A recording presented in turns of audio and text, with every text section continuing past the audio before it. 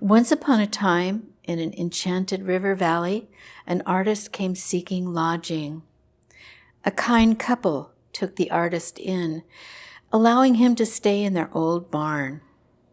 The artist had a few artist friends who had some artist friends, and soon the barn became a fetching space for work and feasts and sleep. And then one evening, the studio transformed into an exhibit space. A bonfire was lit, and people came from cities far away and from little towns too, to warm themselves and to gaze upon the labor of the artists and feast upon the offerings. Hello, I'm Susan Parke. I was the curator of this exhibition with a lot of help from Maggie Wilder. You just heard Maggie reading her fairy tale about the barn show. Levon Newell's barn, which was also John Simon's home and studio, was the site of an extraordinary annual art event in the valley. The field next door turned into an often muddy parking lot. The barn was jam-packed with art and artists, friends and patrons, marvelous food and conversation, and fine art. It was so popular that after 17 years, the fire marshal decreed it was to be no more. I went to my first barn show in 1990, weeks after joining the then Valley Museum as its director. Coming from the Midwest art world, I was struck by the congeniality of the artists. They were friends. They supported each other's work. No open competition. The memories of these events are preserved in the new book, The Barn Show, 1987 to 2003, by Levon Newell Ream and Kathy Pearson Stevens. I feel honored to bring the Barn Show to Mona, a recreation of the much-loved community event, albeit without rain, the creaky floors, the narrow stairs, and Dick and Levon's marvelous garden. And here we have two works by Steve Thornton. Steve was a big part of the Barn Show production. He was inspired by the people that he met there to paint himself. Here's another political statement. This is Max Benjamin's work, Kent State. Those of us who are old enough remember the times in the early 70s when the world was on fire for another reason at another time. Max doesn't usually title his paintings. They're often just Roman numerals sequentially. But it was important for him to memorialize this event as Kent State, 1970. It's absolutely amazing how someone can take a devastating moment and create beauty out of it. You can see all kinds of details in the painting that are all about destruction, but it's such a handsome painting. And the images are a lot more literal than in most of his work. Yes. We see ribs, we see skeletons. It's a scary yet beautiful piece. This is the work of Chris Elliott, a great supporter of the arts here in the Valley and a fine artist herself. She was primarily known for the beautiful nudes, of which we have two right here. But in this time, Chris has sort of shifted her focus. This piece is called The Sky is Falling 2020, and her work currently is more topical, having to do with all the things that are going on in our world.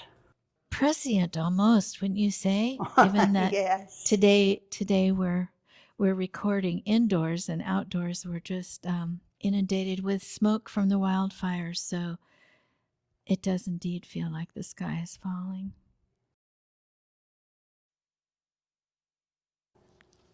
A little story about John Simon. It was the show, the very first barn show that he created was not in the barn, and this is evidenced in the book.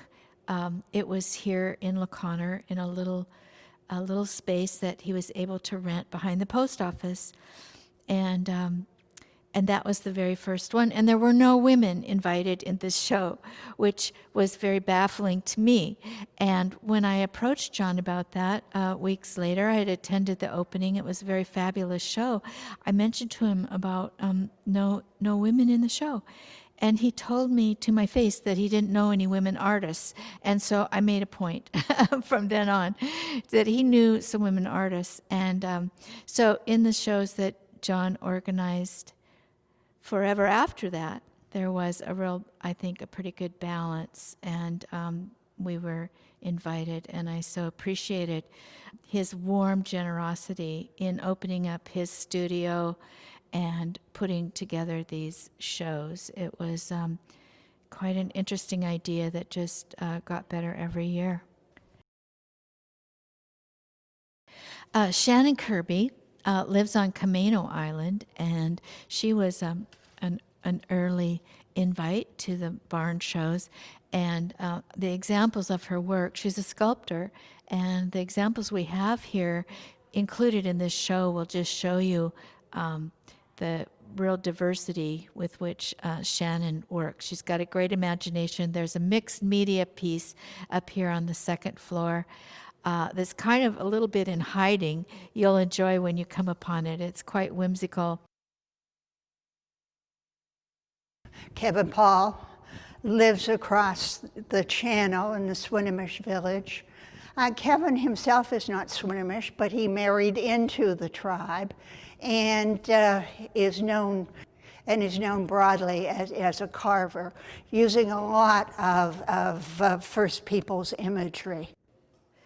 I remember the year that Kevin was invited and included in the barn shows, and he really added a lot, not just visually. His work, of course, was stunning and a great addition, but he brought some ceremonial aspects to our gatherings as well that helped us really honor each other and the opportunity that John Simon provided to all of us, and Levon Newell, and also he was a bit of a ham that he could be a real cut up on the days that we were taking photographs. So Kevin was very, very much part of a family. Mm-hmm.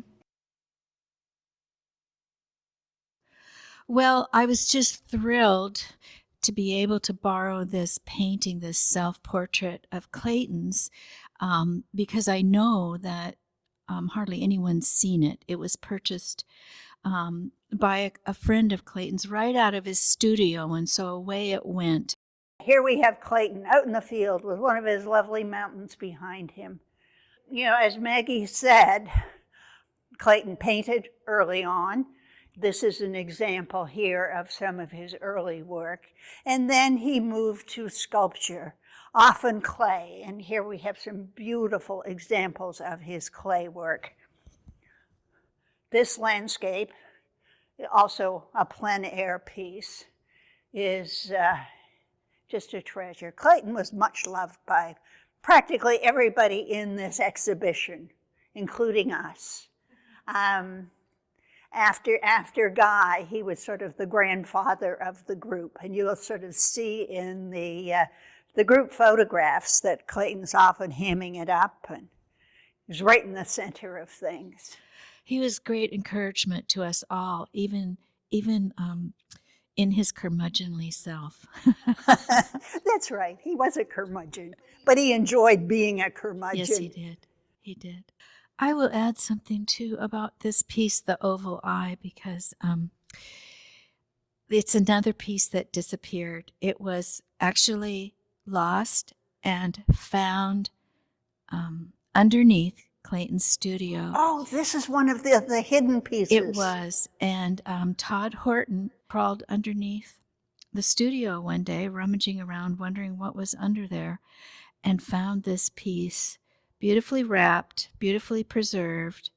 And when we showed it to Clayton, his face just lit up, and he said, "It's the Oval Eye." Now, whether it always was called the Oval Eye, I'm not sure, but he recognized it immediately and was so happy to see it again. Here we have a superb collection of sculptor Ed Nordine's wildlife sculpture. Ed lives on Whidbey Island. In Langley. Uh-huh. Uh-huh. Yeah, I've known Ed for years, and he's a fascinating artist. In the book, he's represented by his paintings, but here in the museum, we have a collection of his much-beloved bird sculpture. He's been working in bronze for a lot of years, and I will just say the surfaces are beautiful.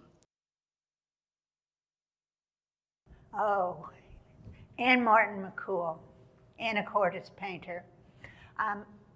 Anne's work sort of starts with nature and ends up with a very abstracted nature, layers and layers of paint, sometimes in size, sometimes other materials. This work is called Adagio. You can see some of the pencil work and things that go on the surface. Much loved painter in our area.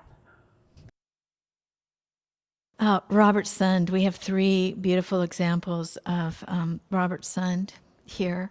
And Robert was, like Paul, also a poet and a scholar, and he worked quite steadily at his artwork, which was gouache on paper. And the interesting thing about a couple of these works is that the painting is underneath the glass, but also on the glass. So if you look closely at this middle piece, you will see that part of the painting exists on the underside of the glass, and then some of it is on paper.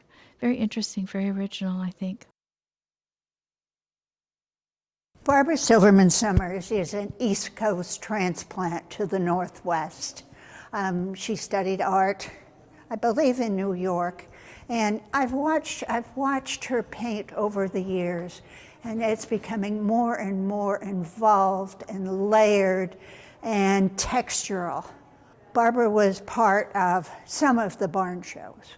I think these examples are very lyrical, and the titles really kind of follow the lyricism that you find in Barbara's paintings. This one's called Ever September. Okay, as we come up the stairs, who do we see but works by Patty Detzer. Patty lived on Fur Island. She was this quiet, shy little person. After a while, she told me that I scared her, but she ended up not being scared of me, and I ended up being a real fan of Patty's work.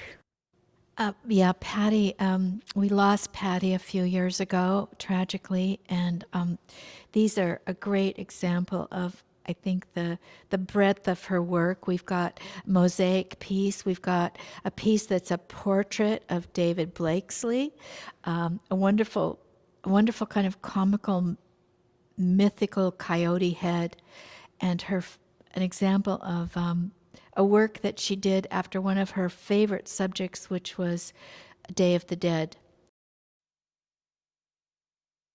We've seen some somber works in this exhibition, but as we come up the stairs, we're greeted by this marvelous cat. This is a work by Anne Schreibogle, and her colorful acrylics sort of delight the senses, but also are quite intricate, intriguing paintings.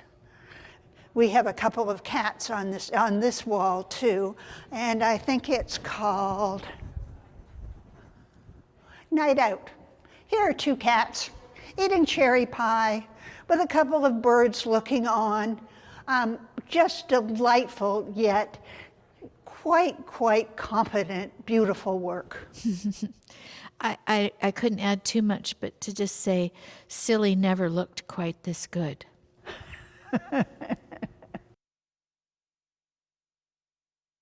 Anacortes painter Al Currier is sort of best known for his tulip fields, but the tulip field paintings are not necessarily all about the tulips. They're very, very painterly, but they are also making political statements about the workers in the field. This one painting is quite different from him. I think he calls it My Rainier, 2013. He stood on the Twin Bridges and I guess took a photograph and then painted this painting. You can sort of see Rainier in the background, but what I found was interesting is the palette is very, very different from his other paintings.